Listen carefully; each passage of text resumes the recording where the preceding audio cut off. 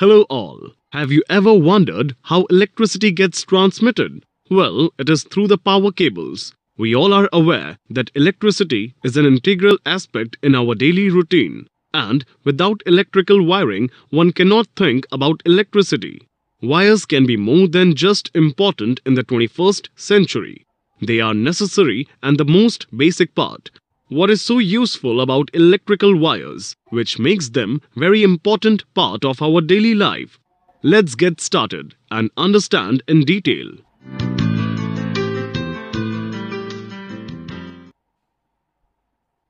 Let us first understand what an electrical power cable is.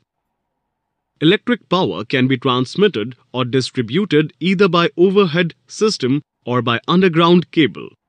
Power cables are mainly used for power transmission and distribution purpose. It is an assembly of one or more individually insulated electrical conductors, usually held together with an overall sheath. Electrical power cables may be installed as permanent wiring within buildings buried in the ground or can run overhead or exposed. These are designed and manufactured as per voltage, current to be carried, operating maximum temperature and purpose of applications desired by customer. The underground cables have several advantages such as less liable for damage through storms, lightning, low maintenance cost, less chances of falls, smaller voltage drop, and better general appearance.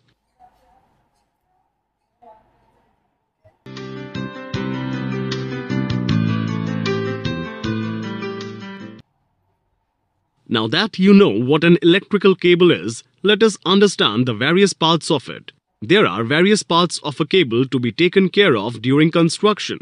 The power cable mainly consists of conductor, insulation, inner sheath, armor, PVC outer sheath.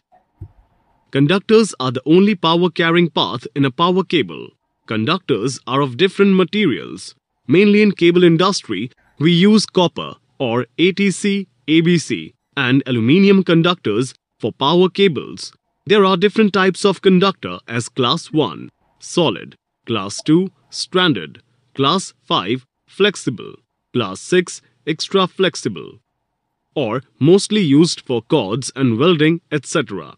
Conductor sizes are identified with conductor resistance, cell type, the different parts.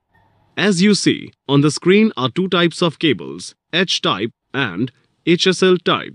The different parts of a H-type cable are perforated metal paper, conductors, lead sheath, serving, bedding, armoring, jute packing, steel wire armor.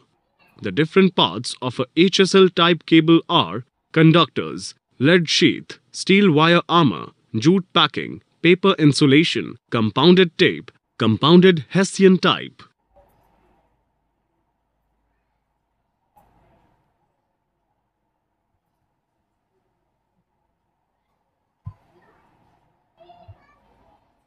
Moving on, we will now get familiar with the guidelines for cable laying and installation.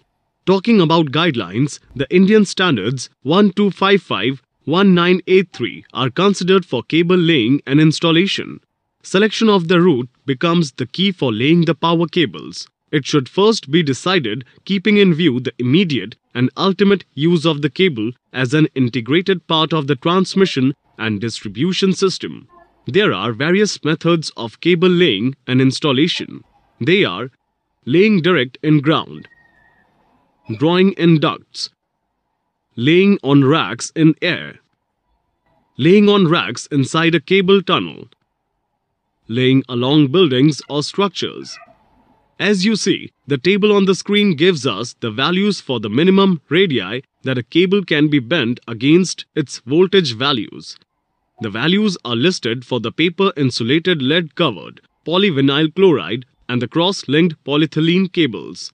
D in the table represents diameter of the cable.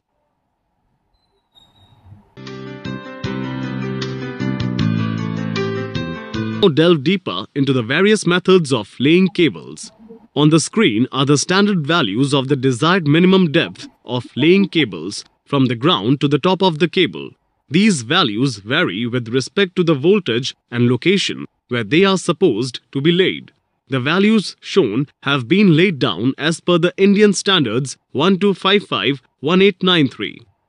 The desired minimum clearance values are as follows. The method of laying cables is to put them into ducts. The correct and the incorrect methods of pulling the cables from the ducts have been illustrated on the screen.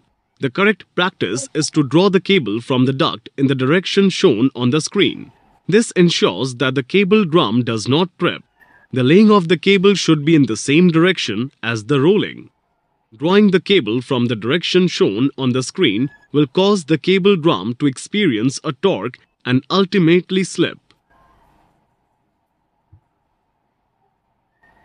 In this method, cables are placed over the trenches or racks and placed overhead. This is similar to that of laying cables underground, the only difference being the clearance values and the location where they are laid. This method has an edge over the others as it helps identify faults through visual inspection. When the cables are in unventilated tunnel, the heat generated in the cables is dissipated only through the walls of the tunnel. Consequently, there is an increase in the temperature of the cables installed in the tunnel, and accordingly, a proper derating has to be applied to the current carrying capacity of the cables installed in the tunnel. As per the standards, these are the limiting values to be kept in mind while laying cables inside a tunnel. Distance between two racks, 30 centimeters. Height of the tunnel, 1.5 meters. Width of the tunnel, 2.2 meters.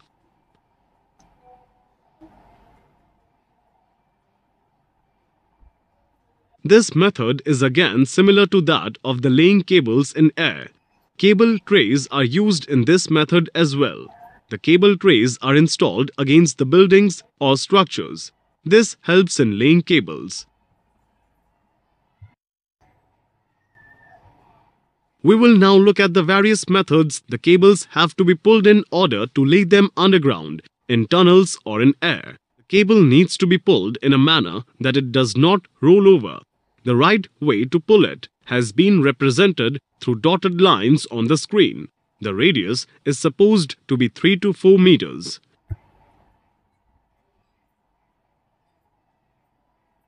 The cables might get damaged due to the friction of the round while being pulled.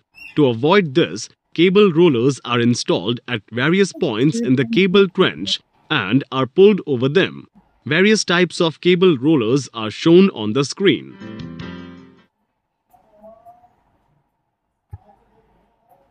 Maximum force that can be applied on a cable is given by the maximum permissible tensile strength. The tensile strength for cables pulled with stocking is as shown. As you see, if the cables are pulled by gripping the conductor directly with pulling eye, the maximum permissible tensile stress depends on the material of the conductor and on their cross-section as given below. For aluminium conductors, 30 Newton per millimeter square. For copper conductors, 50 Newton per millimeter square. The cable pulling eyes, used primarily for paper-insulated cables, should seal off the cable ends so that they are watertight. They are specially made for each type of cable. On the screen is an example illustrated.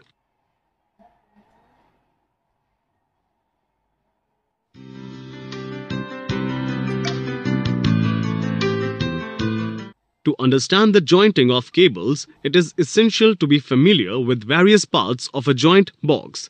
As you see, the various elements are manual saw or cutter, HLS tool, PVC tape, rolled emily cloth, penciling tool, copper screen sleeve, connectors, insulation tapes, resin bag, resin injection bag.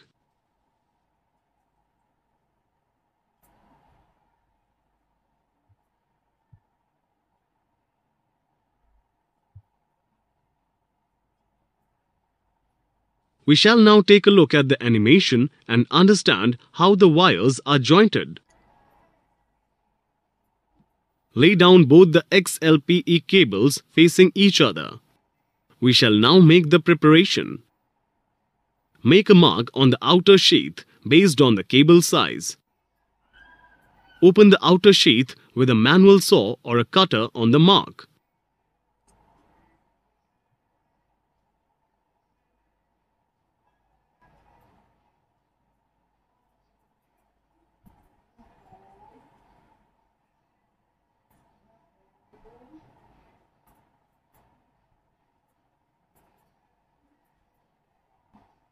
Expose 40 mm armoring and 20 mm inner sheath.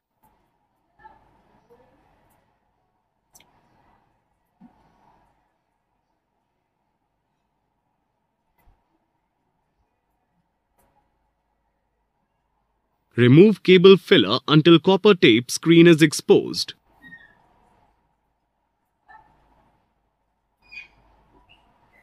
Remove tape screen for 175 plus F mm. Cut the tape screen. Do not cut the. Expose 40 mm armoring and 20 mm inner sheath.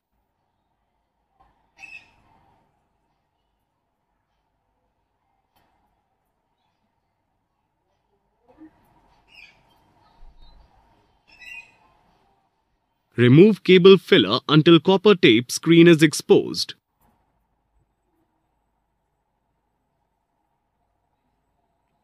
Remove tape screen for 175 plus F mm. Cut the tape screen. Do not cut the semiconductive layer. F is equal to half connector length. We will now remove the semiconducting layer. There are two methods. Through semiconducting layer HLS, through rat tail file.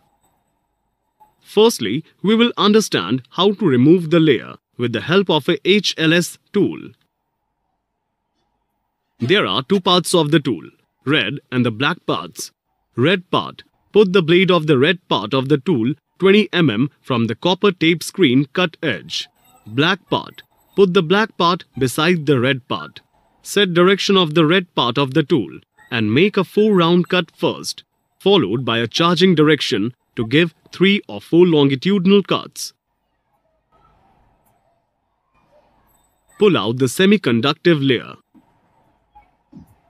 The second method is by rat tail file. Apply PVC tape over tape screen and extend 10 mm to semiconductor layer. Roll the constant 4 spring on top of the PVC layer and use rat tail file to file nice square cut back.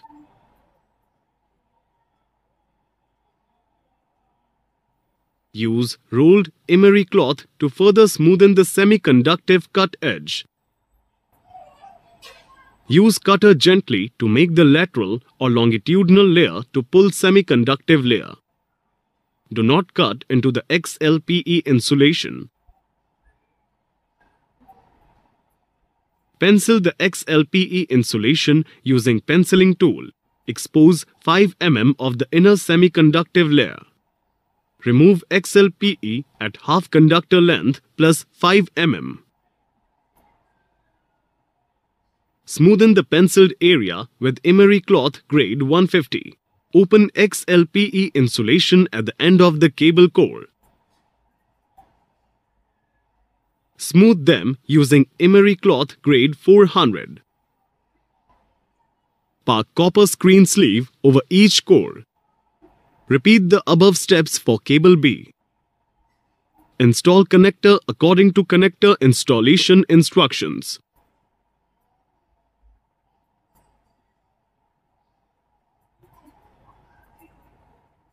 Clean the XLPE insulation and connector with cable cleaning tissue RT. Apply 2 half-lapped layer of the semiconductive tape CP61 over the connector area and inner semiconductive layer. Measure diameter over the tabbed connector by using vernier calipers. Record the value. Set the calipers to the recorded value plus 22 mm. This shall be the final outer diameter after tapping. Apply insulation tape CP62 over the semiconductive layer up to 11 mm thickness. Make a cone of 60 mm length at two ends as shown. CP62 wrapping should be ended 10 mm away from the conductive screen. Remove the PVC tape on the copper tape screen. Apply semiconductive tape CP61 over the insulation tape extending 10 mm onto the copper tape screen. Abrade 80 mm of the cable outer sheath with emery cloth grade 150. Cover armor with mastic tape CP64.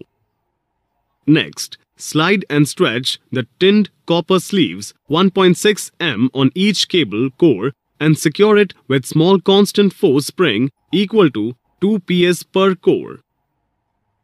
Secure 3 of them onto the armor with one large constant force spring on each side. Apply mastic tape CP64 over constant force springs and cable other sheath. Wrap spaces tape CP75 over the entire joint with 50% overlap. Place one injection valve at the center top of the joint. Secure the position of injection valve by applying restricting tape CP71W around it. Wrap 3 half-taped layers of CP71W over entire joint. Wrap 1 half-lapped layer of pressure tape CP75. Apply with 50% overlap area. Make a vent hole around 30 mm in length parallel to the direction of the cable joint. At around 10 mm from end edge of the CP75 space a tape on both sides of cable. Now we shall prepare the cast resin. Place the resin bag into resin injection bag. Tear the external aluminium bag and mix the two liquid inside the resin bag for 2 to 3 minutes. Insert resin into the joint body.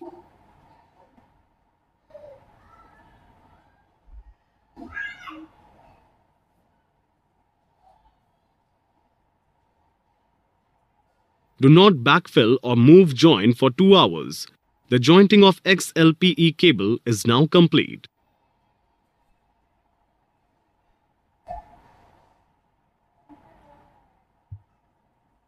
Having understood the jointing of cables, let's now take a look at the types of joints. Straight through joint, T or branch joint, termination or sealing end joint, sleeve type joint, cast resin joint.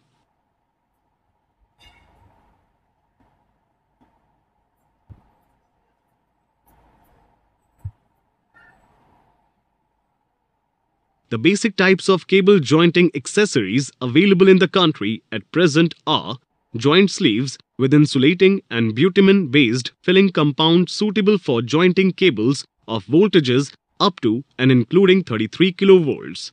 Cast resin-based cable accessories suitable for jointing cables of voltages up to and including 11 kV. Other accessories such as heat shrinkable tubes, taped joints and slip-on or pre-molded joints are also in use.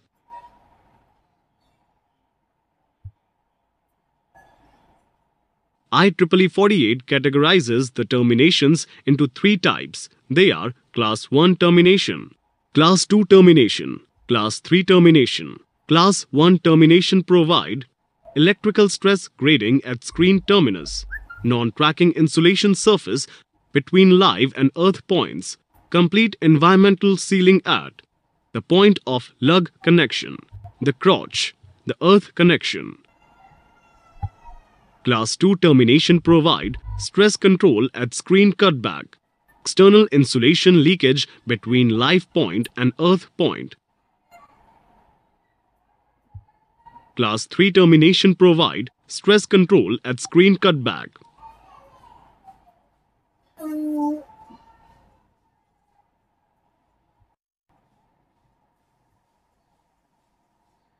In case of transition joints, 2 dissimilar cables are to be connected. Below are the conditions for jointing dissimilar cables. Different types of cable, example between XLPE and PILC cables. 3-core cable to 3 1-core cables and vice versa, different cross-section cables, etc. Submersible cable, multi-core control cable, flexible rubber, trailing or minimum cable. Jointing kits are available for the cables of the type XLPE or PVC or PILC or rubber power cable from 1.1 kV to 220 kV.